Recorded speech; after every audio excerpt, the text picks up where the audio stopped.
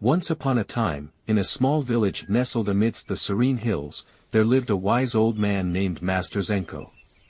He was known far and wide for his profound wisdom and ability to persuade anyone using the power of psychology. People traveled from distant lands to seek his guidance, for they believed he held the key to unlocking the secrets of influence.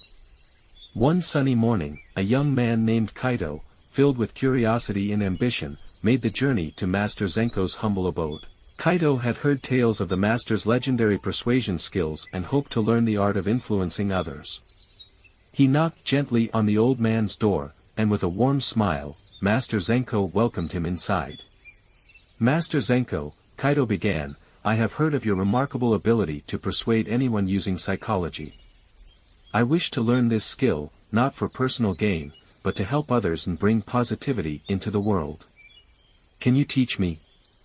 Master Zenko, his eyes twinkling with wisdom, nodded in approval. "Very well, young Kaito. But first, you must understand that true persuasion is not about manipulation or deceit. It is about understanding the human mind and using that knowledge to guide others towards better decisions." With that, Master Zenko began to tell Kaito a story. In a distant land, there lived a humble farmer named Hiro. He had a neighbor, Taro, who was known for his stubbornness. Taro had a prized apple tree, and every year, he would pluck the apples and keep them all for himself, never sharing with anyone, not even Hiro. One day, Hiro decided to use the power of psychology to persuade Taro to share his apples. Instead of demanding a share, Hiro approached Taro with a kind heart. He said, "Taro, I've heard that your apple tree bears the sweetest fruit in the entire village. I am in awe of your gardening skills. Would you be willing to teach me your secret? I wish to learn from you." Taro, flattered by the compliment, agreed to teach Hiro how to care for apple trees. Over time, they became friends, and Taro willingly shared his apples with Hiro, not out of obligation, but out of genuine friendship. Kaito listened intently, realizing that persuasion was not about coercion but about building genuine connections. Master Zenko continued. "Another important aspect of persuasion is empathy. To persuade someone, you must understand their needs and desires deeply. Let me share another story with you. In a bustling marketplace, there was a struggling fishmonger named May. Her business was failing, and she was on the verge of giving up.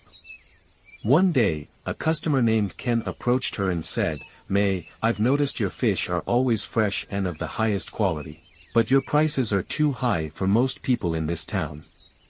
I understand your commitment to quality, but have you considered offering a more affordable option?" May, initially defensive, paused to consider Ken's words. She realized that Ken wasn't criticizing her, he genuinely wanted to help. May decided to take Ken's advice and began offering a lower-priced option.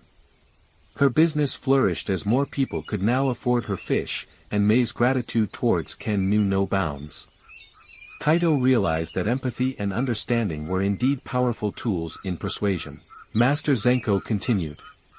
"Lastly, young Kaito, remember that persuasion is not just about words, it is about actions. Let me share a final story with you. In a remote village, there was a wise elder named Yuki.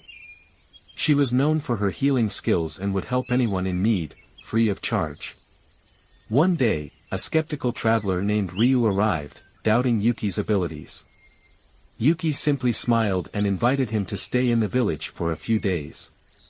During his stay, Ryu observed Yuki's selflessness.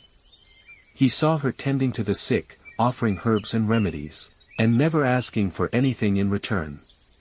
Ryu was deeply moved by her actions and realized the power of her healing was not just in her skills but in her genuine care for others.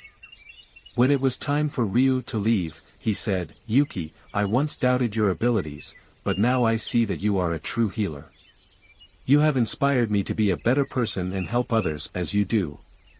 Kaito understood that actions spoke louder than words and that leading by example was a powerful way to persuade others. With these stories, Master Zenko imparted valuable wisdom to Kaito.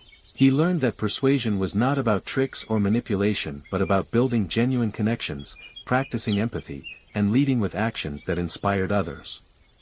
Kaito left the village with a heart full of wisdom, determined to use the power of psychology to make the world a better place, one genuine connection at a time. And he knew that, like Master Zenko, his influence would be a force for good.